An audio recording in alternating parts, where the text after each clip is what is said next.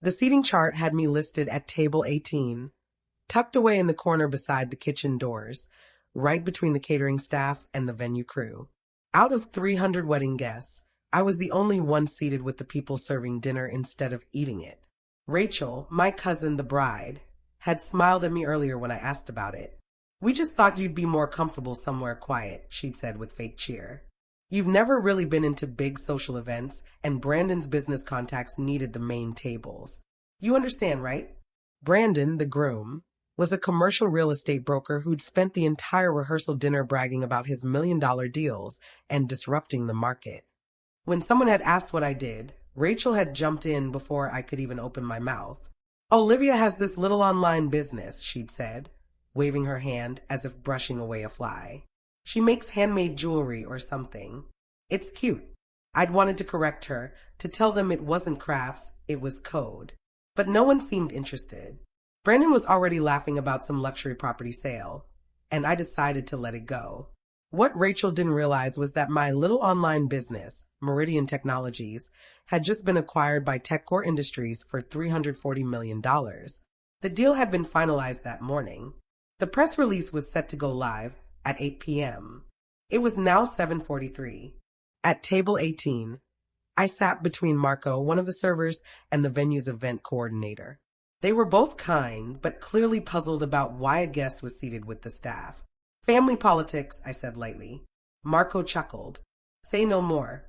I've worked enough weddings to get it." Up front, at the head table, Rachel and Brandon were glowing under the spotlight, surrounded by his wealthy, self-satisfied parents. His father owned a chain of luxury car dealerships. His mother chaired charity boards and made sure everyone knew it. During cocktail hour, she'd cornered me by the bar. "So, you're the cousin with the Etsy shop?" she'd asked sweetly. Her tone dipped in condescension. "How adorable. Must be lovely to have a hobby that brings in a little extra cash." "It's not exactly," I'd started, but she'd cut me off. "Brandon was just telling us about his $12 million deal. Can you imagine? But hobbies are nice too, dear. Everyone needs a creative outlet." I'd forced a smile and walked away before saying something that would ruin the evening. Now, as I ate dinner beside the catering staff, I glanced at my phone. 11 minutes until the announcement. TechCore's PR team had coordinated the release across Bloomberg, Reuters, and the Wall Street Journal. My CFO had texted moments ago. "Stocks already rising in after-hours trading. This is going to be massive. Enjoy the wedding." I smiled and slipped the phone back into my clutch just as Brandon stood up for his toast. "First off," he said, raising his glass, already a little drunk, "thank you all for being here, especially my amazing wife, Rachel, who somehow agreed to marry a guy like me." Laughter rippled across the room. He grinned wider. "And of course, thanks to my parents for showing me what real success looks like. My dad always says work hard, make big deals, and never think small." He spread his arms wide, voice booming with smug confidence. That's what separates the winners from, well, everyone else. His gaze swept the room and landed squarely on me, table 18, tucked near the kitchen doors. His smirk deepened. "We're so thankful to have everyone here tonight," he continued, pausing just long enough for effect. "Even those family members with their little hobbies and side hustles. Because that's what family means, supporting each other, no matter what level we're operating at." He raised his glass. "To real careers and real success." The room erupted in polite applause. Rachel's face glowed with pride beside him. Brandon's parents clapped, satisfied. At table 18, Marco winced. "That was pointed," he murmured. "Very," I replied evenly. The lights dimmed as the DJ announced the first dance. Rachel and Brandon took the floor, swaying slowly under a wash of soft light while guests watched with adoration, phones raised to capture the moment. My own phone buzzed. 8 p.m. sharp. The press release had just gone live. At first, it was subtle, an odd murmur near the bar as a few guests checked their phones. Then more screens lit up. Then a gasp sliced through the music. The soft melody kept playing, but the room's attention had fractured. People were whispering, showing each other their screens, eyes wide. Brandon's father checked his phone, scrolling fast, and suddenly went completely pale. Rachel noticed first, her smile faltering mid-dance. Brandon, oblivious, kept moving. Then one of his business associates shot to his feet, voice cutting across the ballroom. Holy! Olivia Chin just sold her company for $340 million. The DJ stopped the music. Silence fell. Every head turned toward table 18. Brandon froze on the dance floor, arms still looped around Rachel. What? He said blankly. The man with the phone looked up, reading aloud. Meridian Technologies, just acquired by TechCore Industries, $340 million deal. The founder and CEO is, he scrolled, eyes landing on me. Olivia Chin, age 33, based right here in the city. Brandon blinked, his voice cracking. No, that can't be right. Olivia makes jewelry or something. I'm reading it right here on Bloomberg, the man insisted. Enterprise security software. Fortune 500 clients. One of the biggest tech acquisitions of the year. The color drained from Rachel's face as realization dawned. Her gaze met mine across the room. Shock, shame, disbelief all at once. Brandon's mother fumbled for her phone, scrolling with trembling fingers. Oh my God, she whispered. It's true. There are photos. She turned her screen toward the table. Me, standing in Meridian's glass-walled headquarters, company logo behind me, dressed in a tailored suit, calm and confident. The room erupted into chaos. Guests leaned across tables, whispering, searching my name. She's been running a multi-million-dollar company. Rachel said she sold jewelry online. Brandon literally called her a hobbyist. Oh my God, that toast. Someone else gasped. She's worth hundreds of millions, and they sat her with the catering staff. Brandon stood frozen, his expression shifting from confusion to disbelief to utter horror. Rachel's eyes glistened with tears. Then Brandon's father broke from the crowd, face now full of desperate enthusiasm. Olivia, I had no idea. We should talk. I've got contacts in tech investment. I'm sure you do, I said calmly, still seated. His wife appeared beside him, her polished smile trembling. This is incredible. Why didn't you tell us?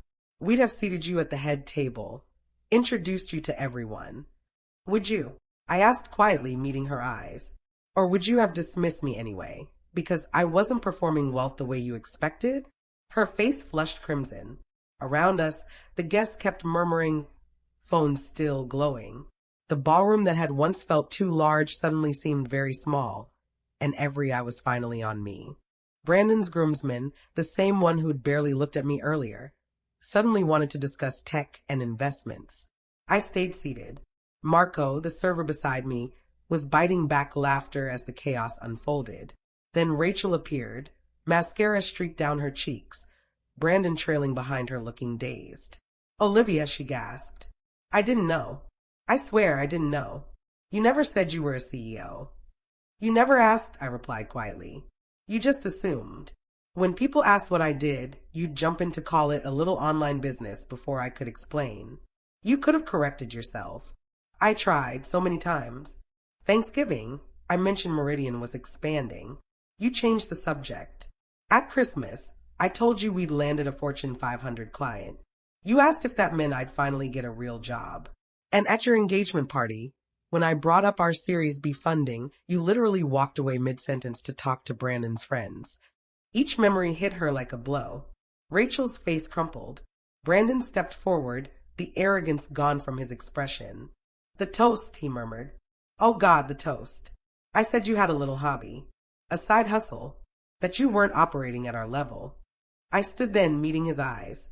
For context, I said evenly, your biggest deal was $12 million. My company's annual revenue last year was $87 million. The acquisition you're all reading about? It values Meridian Technologies at $340 million. My personal stake is roughly 62%. The math hung in the air. Someone gasped as they worked it out. You're worth over $200 million, one of Brandon's business contacts whispered. On paper, I corrected. After the deal closes. But yes, the reception had transformed into something unrecognizable, a spectacle masquerading as celebration. The carefully planned first dance, the cake cutting, all forgotten.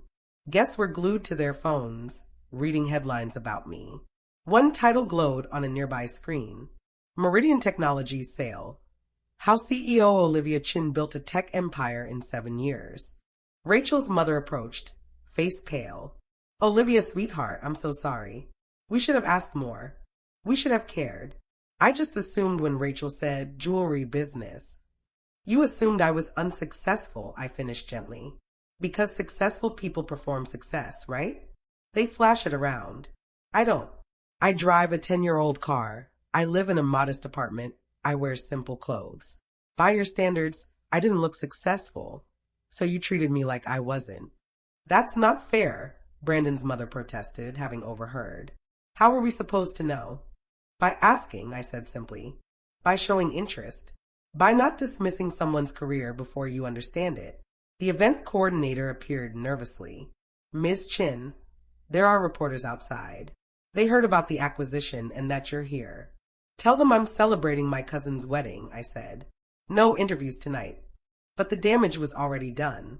The wedding had become a footnote in the shadow of my company's sale. Guests whispered my name, not Rachel's. Brandon's business contacts had shifted their attention to me. His family's polished image had cracked. Later, I found Rachel alone on the terrace, the night air cool and heavy. Her perfect wedding composure was gone. I ruined your wedding, I said, though we both knew it wasn't quite true. You didn't ruin it, she whispered. I did. By seating you with the catering staff. By calling you my cousin with a small business. By never caring enough to really know you. Why didn't you ask? I said softly. We used to be close. When did that change? When Brandon came into my life, she admitted, voice breaking. His family has money, connections, status. I got caught up in it. I started measuring success the way they do, by how things look. Success in their world was measured by performance and by how loudly you announced it. I'd always been quiet about my work, so they assumed it wasn't worth mentioning. Success doesn't need an audience, I said calmly. Rachel gave a small, bitter laugh. Brandon spent 10 minutes bragging in his toast about a $12 million deal. And you've been sitting here, silent, with a $340 million company. The irony's killing me. The difference is, I replied, I built something real. Technology that solves actual problems. His deals just move money around. Mine creates value. She nodded, tears welling up. Everyone's going to remember this wedding as the night I seated my millionaire CEO cousin with the catering staff. It's already all over social media. Someone posted Brandon's toast with the caption, "This didn't age well." Social media is temporary, I said. What matters is what you do next. She looked up, her mascara smudged. What do you mean? I mean, do you want a relationship with me? The real me. The CEO. The founder. The person who built something meaningful. Or do you want to keep your distance because I don't play the wealth game the way Brandon's family does? I want a relationship, Rachel said immediately. I want my cousin back. The one I looked up to before I got stupid about status and appearances. Then we start fresh, I said softly. After your honeymoon, coffee, just us. You can ask me anything about my actual life. She hugged me tightly. I'm so sorry. For all of it. The rest of the reception limped along. The cake cutting felt awkward. The bouquet tossed half-hearted. Guests began leaving early, still glued to their phones, reading about the acquisition. Near the exit, Brandon found me. His usual confidence had faded. That toast, he said quietly. I was an ass. A complete ass. Yes, I said simply. Rachel told me you tried to explain your work before, and we shut you down. We thought since you weren't flashy, you weren't successful. That's exactly what happened, I replied. He rubbed the back of his neck. My $12 million deal. I was so proud of it. I made sure everyone knew. And you were just sitting there having sold a company for $340 million, eating dinner with the servers, saying nothing. The deal speaks for itself, I said. I don't need to announce it at family weddings to feel successful. He let out a low breath. Teach me that, he said, surprising me. Teach me how to measure success by what I build, not what I broadcast. Because clearly I've been doing it wrong. I studied him for a moment, the same man who'd mocked my little hobby hours earlier, now genuinely humbled. Start by respecting people, I said. No matter how their success looks. The quiet person in the corner might be building empires. The loudest one in the room might just be covering up insecurity. Real confidence doesn't need an audience. He nodded slowly. I'll work on that. Olivia, congratulations. Really, what you built is incredible. Later, I drove home in my 10-year-old car through the city where I'd built Meridian Technologies from a two-person startup into a company worth hundreds of millions. My phone buzzed constantly, hundreds of messages, congratulations from colleagues, interview requests from reporters, partnership inquiries from investors, and one message from Rachel. Thank you for not giving up on me. I'll be better. I promise. The wedding had already become infamous, the wedding where the CEO was seated with the catering staff. Clips of Brandon's toast, paired with the news of my acquisition, had gone viral. Business magazines were calling it a case study in assumptions and appearances. But none of that mattered. What mattered was the truth. I had built something real. Something that made a difference. Something that didn't need applause to prove its worth. Rachel and Brandon would learn that lesson eventually, or they wouldn't. Either way, the company I built stood as proof that real success doesn't need a spotlight. Sometimes all it needs is Table 18 and a perfectly timed press release.